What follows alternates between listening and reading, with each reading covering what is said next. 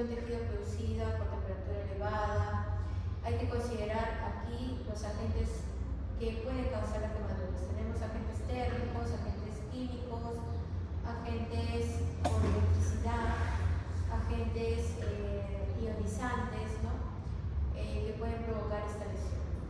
Lo importante aquí, repasar esta, ¿no? ¿Cómo vamos a clasificar a la quemadura? Su extensión, profundidad y según el agente, ¿no? Tenemos dentro de las escalas más conocidas la regla de 9, siempre de la de la palma 1%, y esto de acuerdo a la mano del examinador, del paciente, no es de acuerdo a la mano del examinador, recordad, porque puede variar en pacientes pediátricos. Además existen otras escalas, la escala de Lamin-Brown, existen otras escalas, ¿no? Las zonas críticas de quemaduras tenemos obviamente la cara, el cuello, los pliegues, las manos y los genitales, ¿no? Aquí, la extensión de una quemadura es determinante, uno para estimar su gravedad, otro para calcular el porcentaje de la quemadura y poder dar un tratamiento más específico, ¿no? Por ejemplo, si es un gran quemado, que en el adulto es mayor de, ¿qué porcentaje? Del 15%, ¿no? Y en los niños es mayor de 10%. Sí, esta escala siempre se ha estado modificando, ¿no? Ha sido primero 30, luego 20, y siempre ya se ha estado considerando según consenso, ¿no? Entonces, también tenemos que la escala de los 9, tenemos una escala para medición de la extensión en pediatría también, ¿no? Donde se observa que la cabeza y el tórax tienen la mayor proporción, ¿no? A diferencia de un adulto. ¿Cómo se clasifica? Según su extensión en leve, moderada, grave y muy severa, ¿no? Repasar la anatomía de la piel, la epidermis, la dermis, qué estructuras se encuentran dentro de la dermis superficial, la dermis profunda, ¿no? Y bueno, aquí, según su clasificación, en primer grado pueden ser quemaduras epidérmicas, que se caracterizan por ser muy dolorosas y presentan eritema, un enrojecimiento, ¿no? No hay ampollas, no hay filtenas, y curan espontáneamente, ¿no? Aquí lo que vamos a hacer es una hidratación del paciente, cremas hidratantes, manejo del dolor con medicamentos. Tener mucho cuidado al utilizar cremas corticoides. De preferencia no utilizar. Cuando es de segundo grado hay que determinar si es de un segundo grado superficial o de un segundo grado profundo, ¿no? En ambas puede haber la presencia de ampollas y filtenas. Otra característica es que son muy dolorosas. Hay exudado, hay secreción por el rompimiento de las ampollas, ¿no? Y cura en aproximadamente 7 a 14 días, ¿no? Cuando son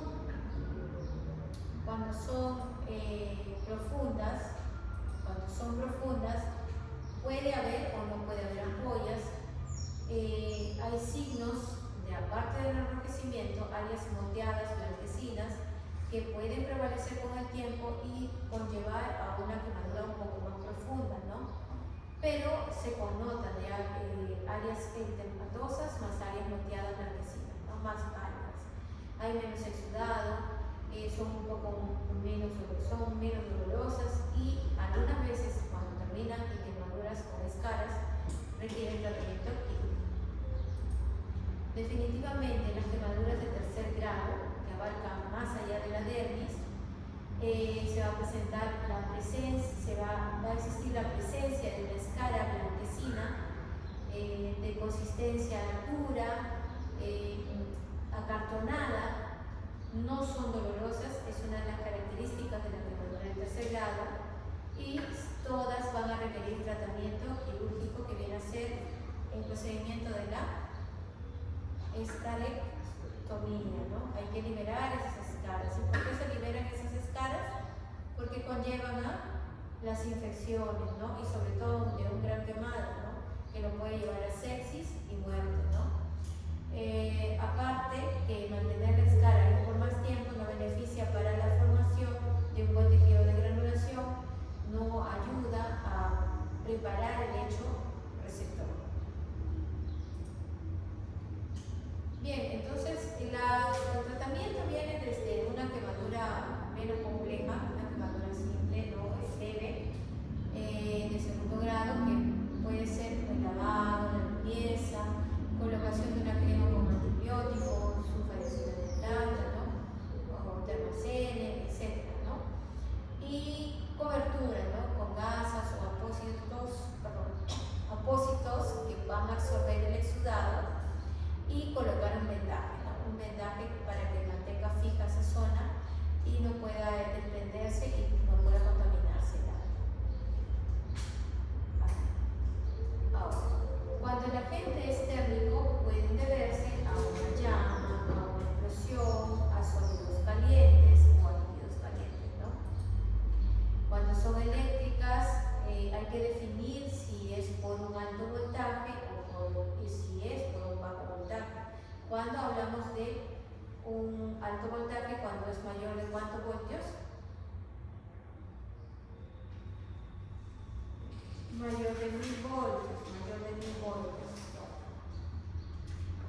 Esas quemaduras eléctricas de alto voltaje se dan más que todas en los labores industriales o en los personales que trabajan con la electricidad, ¿no? Aquí, cuando es una quemadura eléctrica, hay que considerar 3 puntos: el arco de voltaje, que va el punto de entrada por donde ingresa la quemadura, y luego el arco, que es todo, atraviesa todo, ¿no? Pasa por todo el cuerpo, corazón, cerebro, riñones, por todo el cuerpo, ¿no? Y tiene un punto de salida. ¿Y dónde es la zona que recibe el mayor impacto o la mayor descarga? ¿Dónde viene a ser? ¿El punto de ingreso o el punto de salida? Exactamente, el punto de salida, ¿no? Que puede dañar incluso este tipo de quemaduras eléctricas, puede llegar a dañar músculos y huesos, ¿no? Y cuando daña los músculos puede producir esta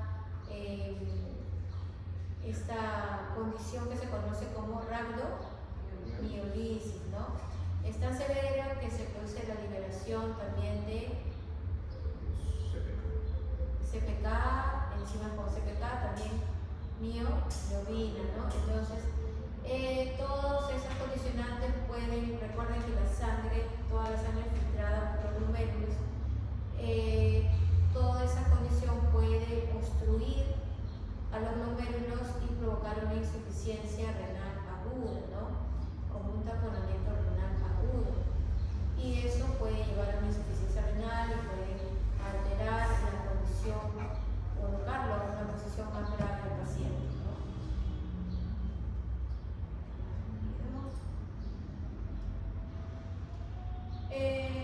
Tanto de bajo voltaje como de alto voltaje, toda la corriente va a pasar por todo el organismo, desde el corazón.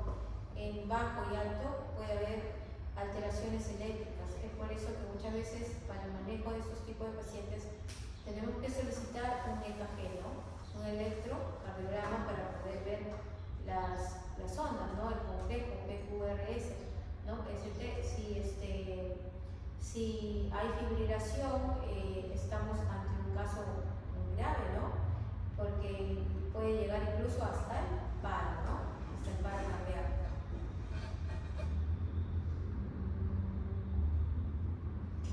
Ya hablamos de esto. Entonces, aquí tenemos algunas imágenes que podrían ser los puntos de entrada o salida, ¿no? En estos casos, cuando terminan en extremidades, muchas veces la intensidad es tan fuerte, tan potente, que suele lesionar nervios, tendones, huesos, ¿no? Incluso llegan muchos a las amputaciones, terminan amputados este tipo de pacientes. Y en las quemaduras químicas pueden ser por ácidos y por alcalis. Aquí hay que tener en cuenta varias cosas, ¿no? Cuando es por uno, que este tipo de quemaduras son muy agresivas porque no se puede controlar rápidamente su penetración, digamos, ¿no? ¿Por qué? Porque un ácido que cae en la piel lo va a absorber y a la vez va a destruir, ¿no? Entonces, con el líquido será suficiente, en el caso de los ácidos, con agua será suficiente como una quemadura térmica para contrarrestar en parte algo de la lesión o la profundidad. No, no. Entonces, ¿qué utilizamos? Tenemos que utilizar lo contrario de un ácido, ¿no? Que muchas veces suele ser que una base, ¿no? Una base, bicarbonato, ¿no? Por ejemplo. Y cuando es alcalis, un medio alcalino, fuerte. Ahí tal vez sí se pueda coadyuvar con suelo fisiológico, ¿no? Se puede coadyuvar con suelo fisiológico aumentante. Bien, y cuando son quemaduras por contacto directo, por fogonazo, un incendio, una persona quedó atrapada, ¿no? Dentro de una habitación, tiene contacto con el fuego directo, el calor va a ejercer lesiones directas sobre los tejidos y en sí toda quemadura produce alteraciones locales como alteraciones sistémicas, ¿no? Pero en este tipo de quemaduras de flameado, de contacto directos, hay que considerar el riesgo de quemaduras por inhalación, ¿no? Es una quemadura especial, es una quemadura grave, ¿no? ¿Y cómo podemos sospecharlo? En la presencia de brisas, o sea, los brillitos de las fosas nasales quemadas o ausentes, presencia de hollín, ¿no? o detritos oscuros en las fosas nasales, ¿no? Estridor, dificultad respiratoria, ¿no? Ante esos casos, en quemaduras inhalatorias, ¿qué es lo que tenemos que hacer? Si estamos ante la sospecha de una quemadura inhalatoria, si tenemos el alcance, una fibrobroncooscopía sería lo ideal, ¿no? Para ver si hay compromiso de vías respiratorias bajas, ¿no? Pero si no lo contamos, bueno, lo más pronto tenemos que coordinar sobre una intubación, ¿no? Porque esas áreas se van a edematizar y se van a cerrar. Entonces tenemos que garantizar una vía aérea permeable.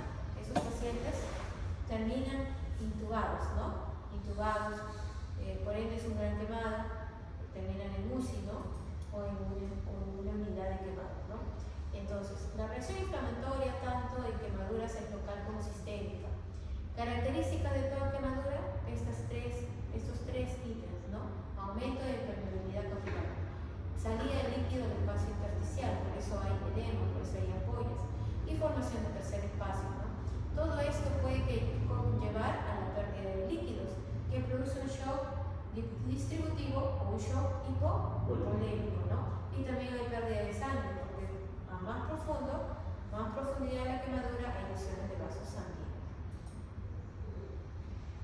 Avanzamos. Además, como hay aumento de la permeabilidad, hay salida de proteínas, hay salida de albúminas. Entonces, este tipo de pacientes, y sobre todo en gran quemados, tenemos que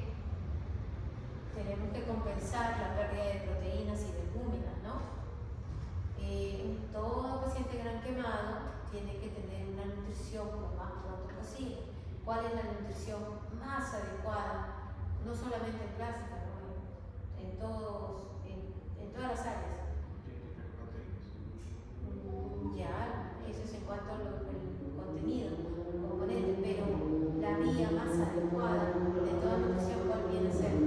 La enteral. Tenemos una vía enteral, una vía parenteral. ¿Cuál es la más adecuada? La enteral, es la más natural y la más adecuada, donde se va sobre la máxima capacidad de los nutrientes, ¿no? A una enteral. La enteral es más rápida, pero la más adecuada es la enteral. La enteral. Y los grandes quemados que vamos a provocar, ¿no? Es un paciente que va a estar muchas veces intubado o sedado. ¿Qué tenemos que colocar? Aparte de su sondaje, ¿no? Porque hay que monitorizar las pérdidas insensibles, un balance hidroelectrolítico adecuado. ¿Qué vamos a colocar en una sonda? Al inicio le colocan una sonda nasogástrica, pero lo ideal es una sonda nasoyeyunal, porque ¿dónde es que se absorben los nutrientes? En el yeyún, ¿no? En el yeyún. Entonces, lo ideal es una sonda nasoyeyunal.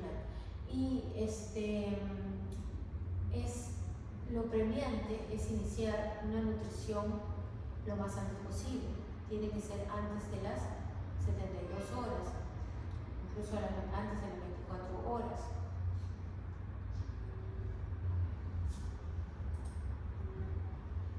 Cuando contamos con un paciente que ha sufrido una intoxicación o una quemadura por fuego directo, saben que el fuego elimina un gas contaminado que es el monóxido, ¿verdad? Adelante, maestra. Entonces, el monóxido puede producir intoxicación en el organismo, es cierto, ¿verdad? Ya lo han llevado esto de intoxicación por monóxido.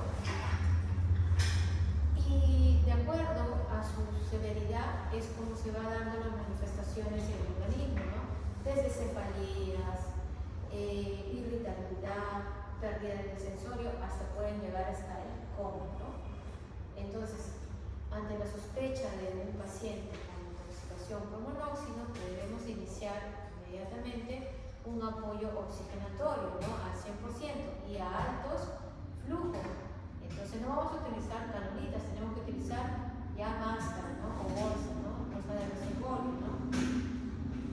Investigar cuando tenemos este tipo de pacientes quemados, lesiones asociadas, producto de las contusiones, ¿no? Fracturas costales, motoras, ¿no? No repetir, garantizar una vía endovenosa, incluso si el paciente está chocado, colocar una vía venosa central, ¿no? El catéter venoso central.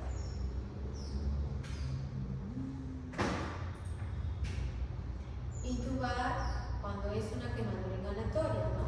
Y cuando tenemos, evidenciamos quemaduras profundas faciales, ¿no? Aquí tenemos sobre lo del monóxido, eso lo leen. Eso por monóxido, cuando sospecharla, ¿no? La quemadura aquí tiene que sospechar obviamente una quemadura inhalatoria, ¿verdad? Hemos dicho en quemaduras severas faciales, ¿no? La reposición de líquidos, bueno, lo que está descrito idealmente es el lactato de Ringer, ¿verdad? Pero no es muy frecuentemente contar con el lactato de Ringer, así que utilizamos más frecuentemente los cristaloides, ¿no?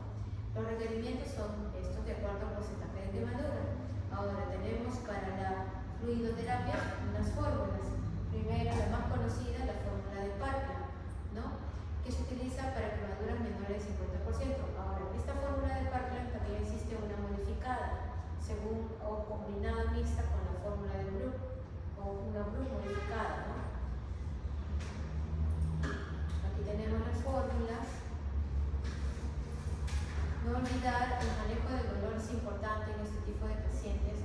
Se puede empezar cuando el paciente si está conectado, lúcido, si no está intubado. Hay que utilizar medicamentos fuertes como opioides, ¿no?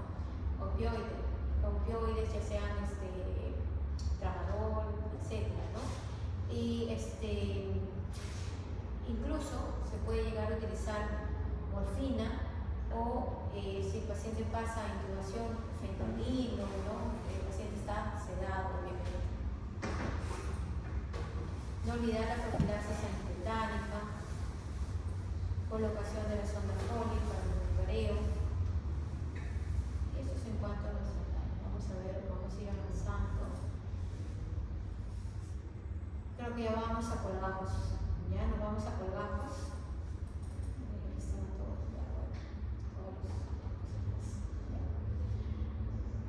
Empecemos con injertos de piel. ¿Qué viene a ser un injerto?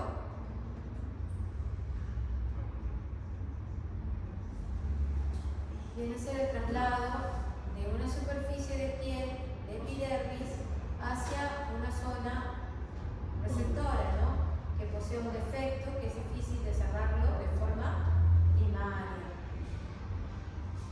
Cuando se priva de su circulación a este injerto, el injerto se torna primero es válido, pero conforme va avanzando las fases del prendimiento del injerto, ya van existiendo conexiones vasculares y este se va a tornar más rosado, ¿no? No olvidar repasar la anatomía de la piel. Aquí para recordar que toda la piel en todo nuestro cuerpo no es del mismo grosor. Tenemos piel más delgada, en los párpados y piel más gruesa en la palma de las manos, cuero cabelludo, planta de los pies. Entonces, cada zona es específica porque va a existir unas zonas donantes que van a ser apropiadas para los autoinjertos de piel de espesor parcial o de espesor total. Aquí repasan la dermis, hipodermis, lo que contiene. Indicaciones de los injertos cuando hay una herida secundaria a resección de tumores grandes, en los casos oncológicos, heridas secundarias a traumatismos con pérdida de piel extensa, zonas de flexión para evitar la tensión, ¿no? En tratamiento de quemaduras, sobre todo de tercer grado, reemplazo de otras zonas, indicaciones, áreas cruentas, sería resultado de decisión, recubrimiento de heridas permanentes. Contraindicaciones, ¿dónde no colocaríamos los injertos? En una zona infectada, ¿verdad? Cuando hay tejido o necrosis residual, ¿no? Cuando de hecho no hay mucho tejido de granulación, entonces no está viable, todavía no podemos injertar. Sería perder un poco de tiempo tratando de injertar la piel en una zona que no lo va a recibir, ¿no? Entonces vamos a perder el injerto y vamos a perder el tiempo que podríamos haber utilizado en limpiar más el lecho y colocar algunos apósitos que puedan garantizar una buena granulación, ¿no? Y el sangrado, ¿no? Porque obviamente va a formar un hematoma y va a ser una de las causas del no prendimiento porque no va a haber conexiones vasculares. Los injertos también se clasifican en agentes de acuerdo a sus agentes dadores y receptores, por su composición y por el espesor. De acuerdo a su origen, autoinjerto cuando proviene del mismo individuo, homoinjerto de la misma especie, isoinjerto cuando son de gemelos univitelinos, ¿no? Heteroinjerto como los senoinjertos. ¿Qué senoinjerto conoce? Más común, la piel de cerdito, la piel de cerdito. ¿Y esa piel es temporal o es definitiva cuando se coloca? Temporal, porque no va de distintas especies, jamás va a prender, el organismo no lo va a sacar. ¿Y para qué lo utilizamos entonces? Para mantener el área. Uno, para, como menciona lo que quiere decir su compañero, como hay pérdida de piel, hay mayor pérdida de líquidos, ¿no? Pérdidas insensibles. Uno para recubrir áreas extensas, otro para mejorar el lecho y condicionarlo para la posibilidad de injerto, propicia el mejor tejido de granulación, y otro, evita las infecciones, ¿no? Estarlos descubiertos, esas áreas evitan las infecciones. Según su composición, los injertos pueden ser simples cuando están constituidos solo por un tejido, piel, ¿no? Y si están comprendidos con, además de piel, nervios, vasos sanguíneos, huesos, cartílagos, se denomina compuestos, ¿no? Aquí, según su espesor, punto importante, los injertos o autoinjertos de espesor pueden ser de espesor parcial o espesor total. Injertos compuestos también existen, pero más se les denomina ya a este punto como colado, ¿no? Porque cuando ya la piel está asociada al músculo, grasa, ya viene a ser más un colado, ¿no? Dependiendo del tipo de rotación que van a realizar, ¿no? Ahora lo van a entender más adelante cuando se explique. Entonces, esto también es importante. ¿Qué características tiene un injerto de espesor parcial, ¿no? Su espesor varía entre la toma de piel de 0.30 a 0.45 milímetros, ¿no? Se compone generalmente de epidermis y parcialmente de la dermis, ¿no? Es el método más simple, es el más utilizado, el espesor parcial, pero no significa que sea el ideal, ¿no? Pero sí es el más simple, es por el cual más se utiliza y es el que prende más, a diferencia de un injerto de espesor total. Las características del injerto dependen de la cantidad de la dermis presente. Ahora, a menos dermis va a haber menos contracción primaria. ¿Qué significa? Cuando colocamos un injerto, cuando cicatriza, tiende, por ser más delgado, tiende a contraerse, ¿no? O sea, a presentar retracción, ¿no? Y eso es dificultoso cuando está ubicado en zonas de movimiento, zonas de pliegue, porque puede producir limitaciones limitación funcional, ¿no? Y entonces eso es un poco complicado. Es por eso que estos tipos de injertos de espesor parcial producen menos contracción primaria, pero sí más secundaria, o sea, posterior al mes, al año, ¿no? Entonces, sí es mejor la supervivencia de este tipo de injertos, pero en algunas zonas no son las adecuadas, sobre todo en las zonas de flexión, ¿no? O en las zonas de movimiento como el cuello, ¿no? Estos injertos son más delgados y tienden a cicatrizar con pigmentación anormal. Es cierto, los injertos no son al inicio del mismo tono del color de la piel, son más pigmentados, ¿no? Es lo que los hace ver un poco menos estéticos, ¿no? Y si son más delgados, estos injertos tienen menor durabilidad o son fáciles de lesionarse, ¿no? Ante un golpe o una laceración, ¿no? Características entonces del autoinjerto de espesor parcial. Tiene menor contracción primaria, pero mayor contracción secundaria, pero sí alta fiabilidad de prendimiento de estos injertos. Vamos aquí. Mal aspecto estético en cuanto a los inconvenientes, alta tasa de contracción secundaria. A comparación de los injertos de espesor total, estos injertos van a estar compuestos por epidermis y dermis total, ¿no? El tejido subcutáneo, cuando las zonas en las que se toman los injertos de espesor total van a ser las zonas de preauricular, retroauricular, ingle. Entonces, esas zonas cuando se retira, la piel va a ser más gruesa y a veces, muchas veces sale con un poco de tejido celular subcutáneo y hay que limpiarlos, hay que retirar la dermis profunda para que pueda garantizar la fijación de este tipo de injerto, ¿no? Pero una de las características del espesor total es que se asocia con menor contracción secundaria.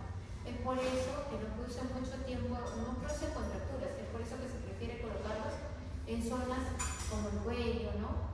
En zonas de algún pliegue del miembro superior, por ejemplo, ¿no? Posee mejor aspecto estético y tiene mayor durabilidad. Con frecuencia también se utiliza para la reconstrucción de las manos y la cara, ¿no? Necesitan, como todo injerto, el hecho receptores libres, bien vascularizados.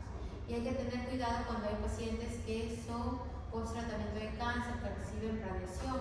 De preferencia, no, en este tipo de pacientes no cierra la herida porque está limitada la cicatrización. Características de un injerto de espesor total: menor contracción secundaria, mejor aspecto estético, mayor durabilidad.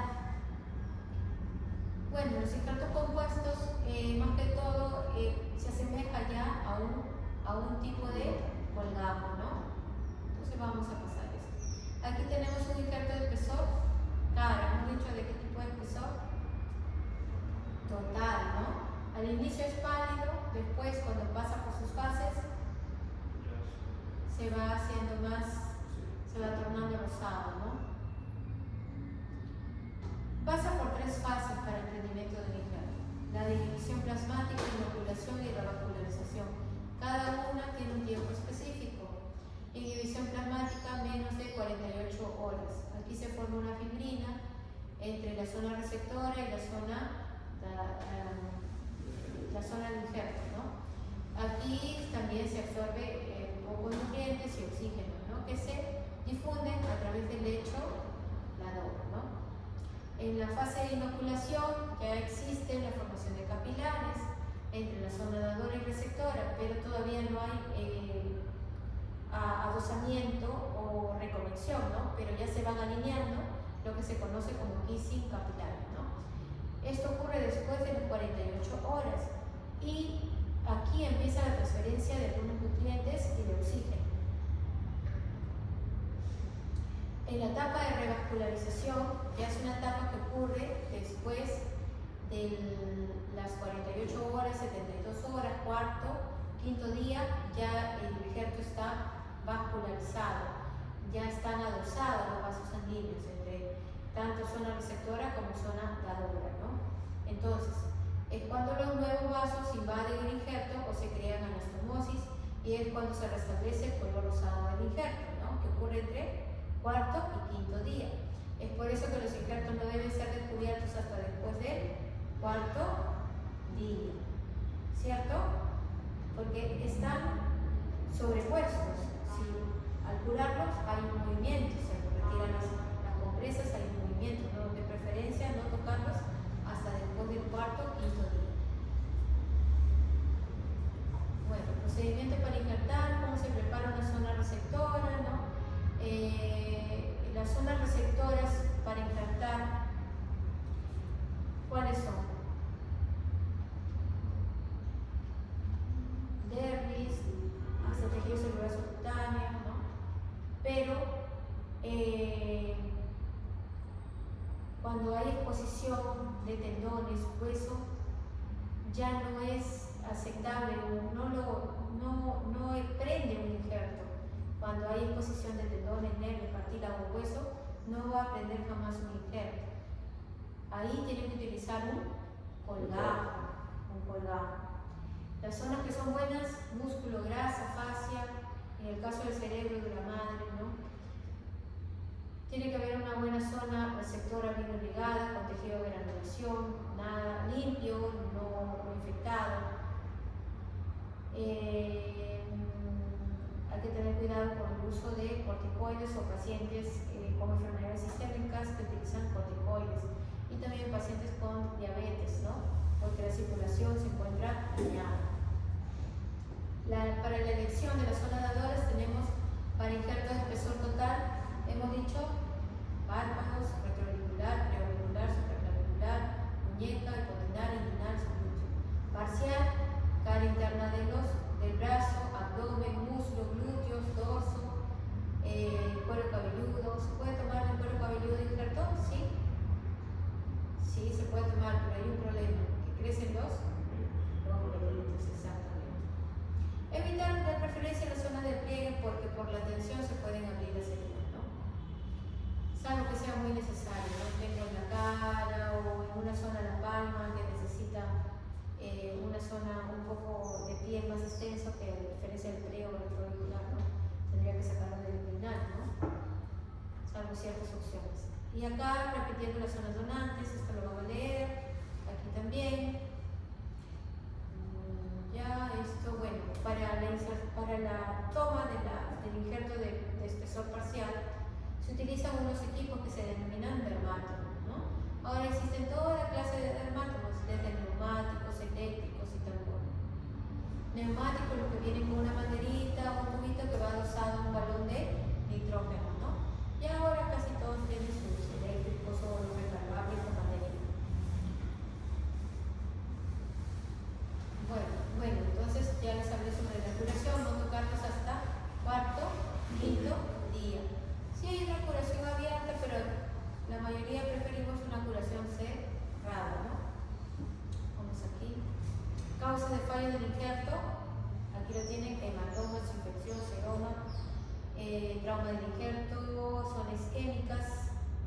Causas generales en el paciente también: la anemia, la desnutrición nos va a ayudar a que pegue un injerto, la diabetes. Y pasamos a colgajos. En colgajos, a ver, ¿qué viene a ser un colgajo? Sí, transporte de un tejido conectado. Un tejido ya más complejo, ¿no? Piel, puede ser con tejido celular subcutáneo, o que tenga un películo vascular, ¿no? Generalmente todos tienen un películo y se diferencian porque pueden ser de transposición, de avance, transposición, rotación, pivote, o avances y en la punta de los dedos ve hielo. Entonces, estos colgajos van a tener una conexión vascular, no se va a desvincular, ¿no? Es por eso que van a sobrevivir, a diferencia de los injertos que se van a separar, ¿no? Pero también existen unos colgajos que se denominan colgajos libres. Los colgajos libres es que se toma una isla, o se toma el colgajo en sí, o una zona vascular, vasito y se traslada a una zona, digamos que un colgajo de peroné, que retiramos piel, fascia, músculo, hueso del peroné para reconstruir, digamos, la mandíbula después de un cáncer de lengua, por ejemplo, y queda toda esa zona un defecto corporal, entonces tenemos que utilizar ese tipo de colgajo, ¿no?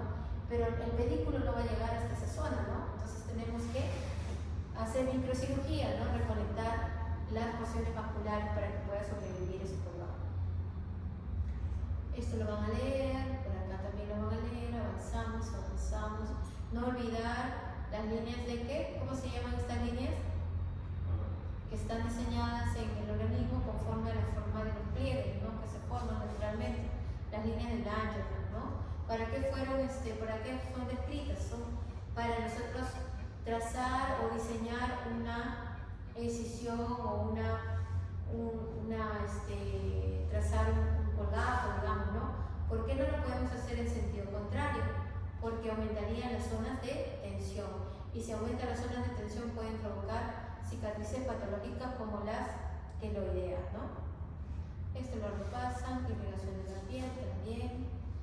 Indicaciones generales de los colgajos son todos estos, ¿no? Reconstrucción de cara, cobertura de elementos nobles, huesos, tendones, articulaciones, cuando no es posible realizar un cierre primario, ¿no? Todos lo revisan, y también tiene su clasificación según su vascularización, su movimiento y su composición, ¿no? Esto lo van a leer según la vascularización, cuando es por movimiento de avance, como les mencionaba, ¿no? Este es el defecto, y digamos que acá el cuadradito es el defecto, diseñamos de avance trazado longitudinal paralelos y hacemos una incisión y luego decolamos la piel para que pueda ceder y aproximarse, ¿no? Y cerrar el defecto. BY, como en el caso de las amputaciones o defectos de los pulpejos de dedo, ¿no? BY, ¿no? Se forma una B y al final terminan en una Y.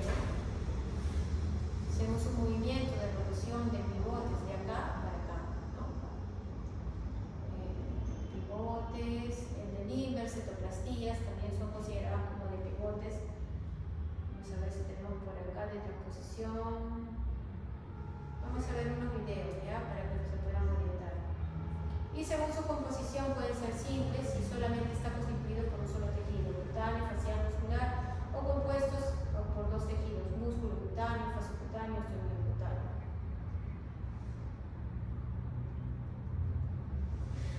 Diferentes tipos de colgajos cutáneos que pueden existir, de transposición, cetoplastías, pedoplastías, de Limber, rotación, de avance, BY. Aquí vamos a pasar unos videos para que no se pierdan. Esto lo leen, ¿no? Que tengan de apoyo, y vamos a pasar los videos por acá. Supone que las úlceras de presión suelen ser injertos o colgados. Colgajos. Como su propio nombre dice, presión. Un injerto hemos dicho que es muy superficial, ¿no? Se puede ulcerar nuevamente porque va a haber presión, porque generalmente cuando hay úlceras son complejas grado 3, grado 4, ¿no? O sea, hay exposición ósea. Entonces el injerto, uno, no va a prender por el hueso. Dos, que si hay algo de parte muscular es muy débil y va a haber compresión y se va a ulcerar nuevamente. Entonces ahí hay que hacer un colgajo que puede ser de rotación en la mayoría de los casos o de pivote. A ver, vamos a mostrar unos videos de algunos colgajos más importantes, ¿ya? Más comunes, vamos a ver, el colgajo de Limber.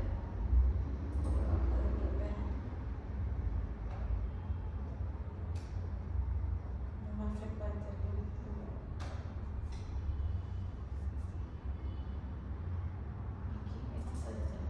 Ese colgajo quirúrgico se asemeja a la nota musical de octava. Es el colgajo.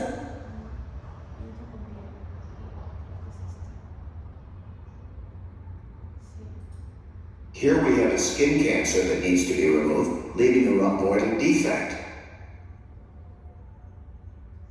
Using a rhomboid flap design, we can close the secondary defect, leaving no holes. Lo van a levantar y obviamente debajo de esto se tiene que decolar, o sea, levantar la piel para que pueda. The The cognitive process of teaching this kind of surgery is best done with a robust cutting algorithm and elastic simulation of real tissue.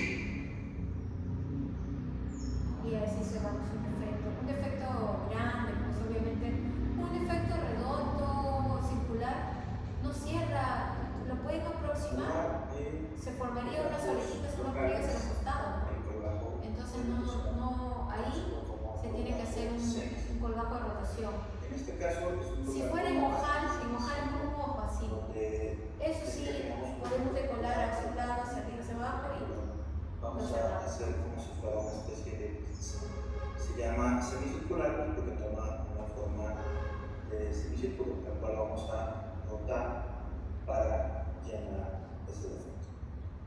Es muy útil para zonas donde la piel hay mucho tejido, pero el tejido no se mueve fácilmente, como por ejemplo en el cuero cabelludo. Y generalmente, como suele ser en piel muy dura, no es nada raro que tengamos que hacer un triángulo de burro para compensar la inundación, porque la parte interna del colgajo va a medir menos que la parte externa. Entonces, si no somos capaces de ir compensando lo que vamos suturando, nos va a quedar aquí un pequeño tricoma que tenemos que quitar. También podemos poner los colgajos uno frente al otro. Si tenemos un defecto muy grande, los ponemos encontrados y estos pues, por bajo o Z. ¿Por qué? Porque una vez que ustedes disecan sus aquí es el defecto, ¿no? Ha sido una lesión, puede ser un para arma. quedar más o Y menos. han hecho el diseño de incisión como un triángulo. Entonces, quedamos aquí el defecto debe ser figurado. Y aquí, para que esto pueda para rotar, poder hacer esto. Pero obviamente no que podemos tiene que circular. retirar esto de Si acá. ustedes creen que mejor tocarlo pedacito de para como un triangulito. circular, Regular, para que pueda hacer. Entonces, esto va a ser esto de aquí, todo esto va a girar. para poder hacer esto. Pero obviamente no que podemos circular. Pero si ustedes creen que mejor adicionalmente es que caso, primero, como siempre, hacemos un defecto, en este caso un defecto. Esta es una Z, ¿no? Un triángulo. Es lo ideal. Ya sé que es un modelo, utilizar un modelo. O sea, literalmente entra matemáticas. Sí, es una. Literalmente entra matemáticas. Geometría, exactamente, sí. Bastante geometría. En ese momento tienes que ideártelo, cómo lo puedes cubrir ese defecto, ¿no?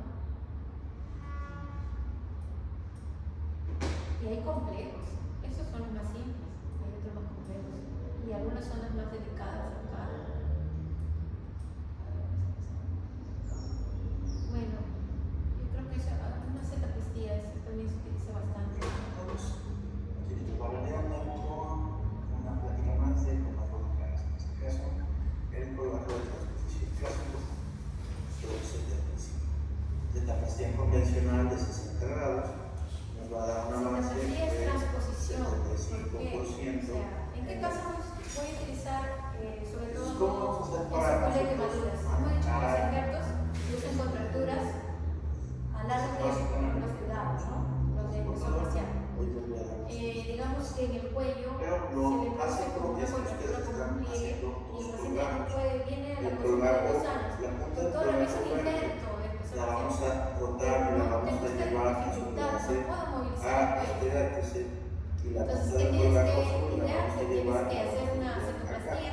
El esquema ¿Para qué? Porque este cordón, digamos que acá se llama un cordón que me atrapa, le voy a enseñar una Z que es un colgajo de transposición para producir más liberación, o sea, tener más piel suelta para que él pueda movilizar el cuello. Entonces, lo que se hace, Dependiendo de los ángulos que utilicemos en esta plastilla es lo que vamos a avanzar.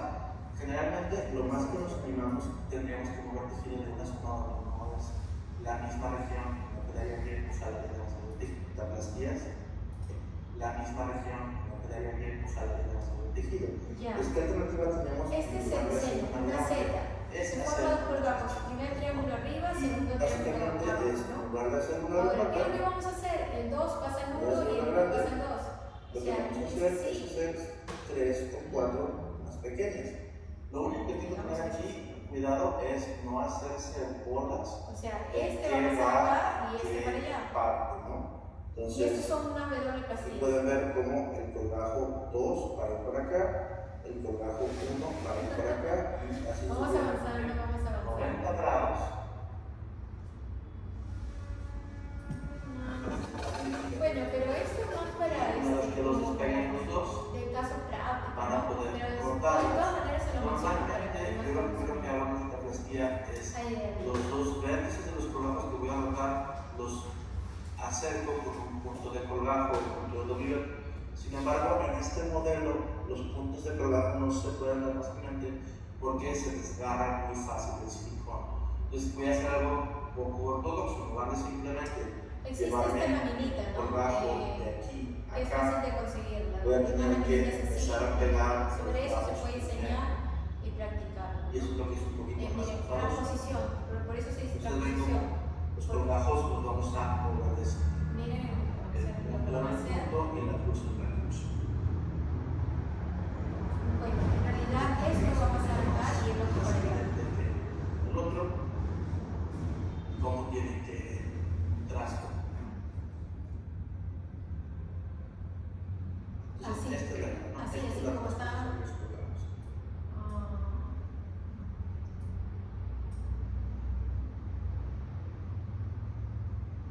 Entonces, esta es la, ¿no? Esta es la transposición de los colgajos.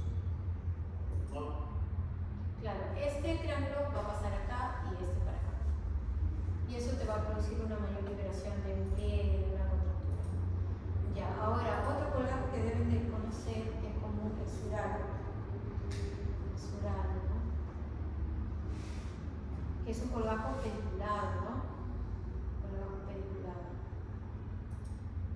So in this video, we will discuss planning of the distributed solar flaps in two ways, the single stage one and the conventional two-stage manner.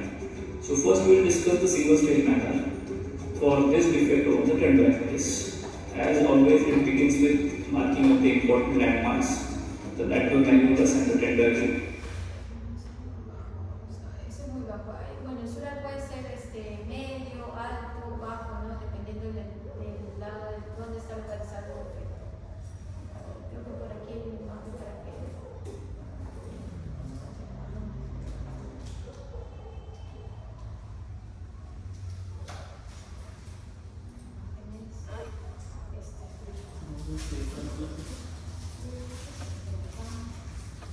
Esta es la parte reconstructiva de plástica. Es la parte ver quemados, ver defectos y bueno, ahora interviene mucho en microcirugía también. Es bien grande. Microcirugía que demora horas, 7, 10 horas. Son cirugías largas, ¿no? A ver, vamos a ver acá. ¿Dónde está?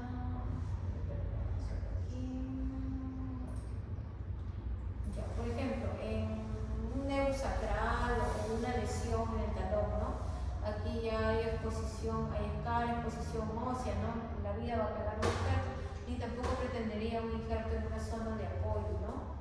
Entonces lo que tengo que hacer es un colgajo, lo que más se utiliza es en esta zona son los colgajos de cobertura sural, ¿no? Entonces aquí se va a diseñar un colgajo sural, este salto, ¿no? Por el nivel que voy a tomar, ¿no? Casi completo, ¿no?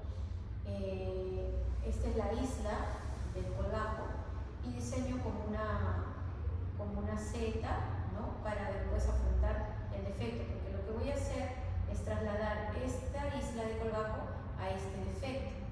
Entonces, este colgajo va a tener un vínculo, un pedículo.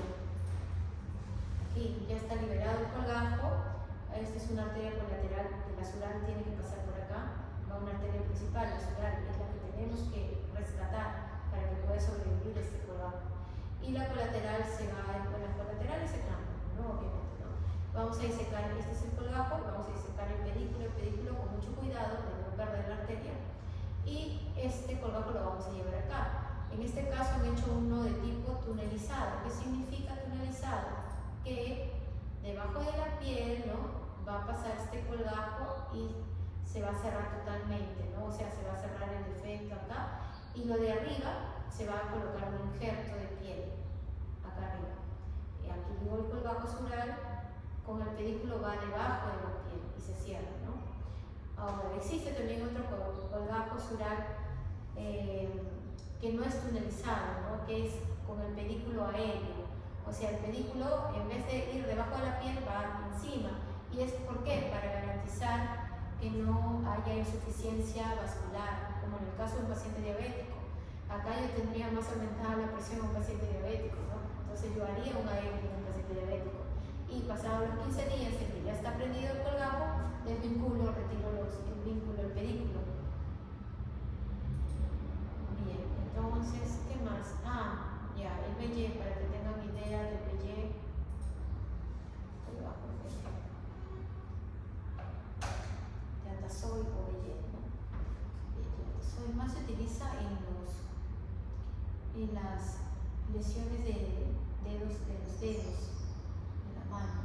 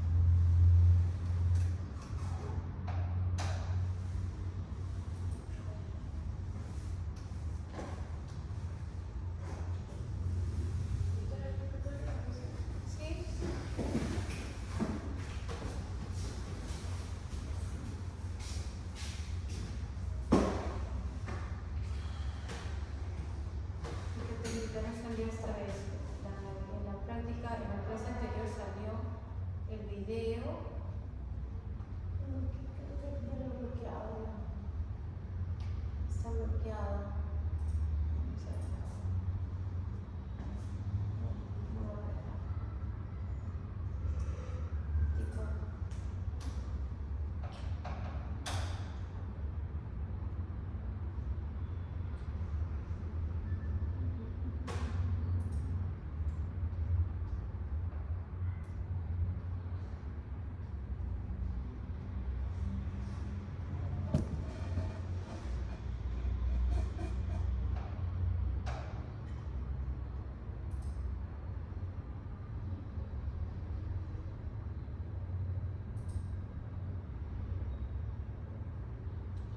Lo han bloqueado ya, creo.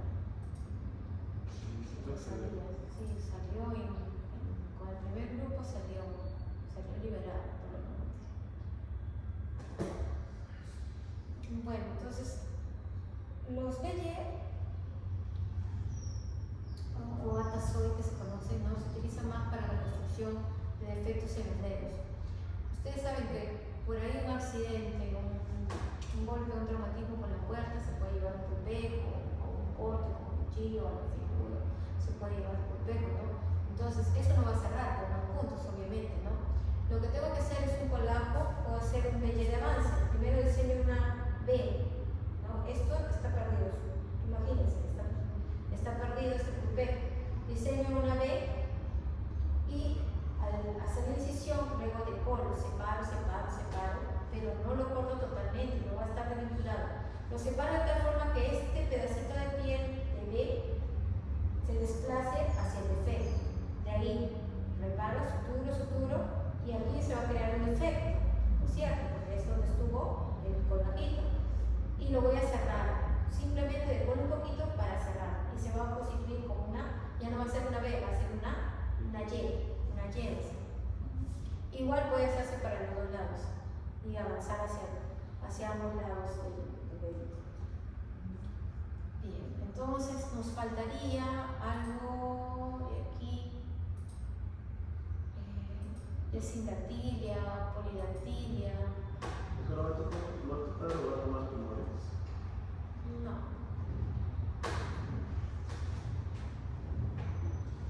Ya, bueno, yo creo que lean sindactilia y polidactilia. Ya, lean la clasificación, los síndromes en que aparecen estas malformaciones, con qué síndrome van asociados, síndrome de Apple, ¿no? ¿Cuál es el tratamiento? A partir de qué tiempo se realiza el tratamiento, a partir de qué edad se puede dar el tratamiento, la separación de los dedos, cuál se elige el más funcional, obviamente, ¿no? Cuando son dedos supranumerales, ¿no? ¿Dónde se presentan más los dedos supranumerales? Hacia las partes, sea de más cubital o radial, ¿no? De pulgares, índices, ¿no? Los angulares y medios son más raros, los que se conocen como centrales, pero sí se suelen presentar, ¿no? Entonces son simples cuando solamente van cubiertos de piel. Se realiza un colgajo, una Z o una W, se transponen los colgajos, se separan los dedos y en las zonas que puedan faltar, un injerto superficial, ¿no? De autoimpresión facial. Y cuando es complejo, cuando compromete el hueso, y ahí hay que separar también el hueso, ahí es más complejo también, ¿ya? Entonces, igual para la polidactilia, puede ser solamente un muñón de piel o puede ser también compuesto por hueso, y hay una clasificación, la clasificación de Wasser, ¿no? Entonces, todo eso ya están en las diapositivas, pero ojo, no significa que solamente en las diapositivas, tienen que ahondar un poco más para eso, pero por ahí se puede guiar para ampliarlas. Bien, chicos, entonces creo que ya vamos avanzando porque ya con las dos queda solamente una horita, pero pueden ir avanzando y las imágenes por favor compártanlas con sus compañeros, ¿ya? Compártanlos con sus compañeros. Yo voy a tratar de enviárselos, pero de todas maneras me ayudan con ese punto, ¿ya?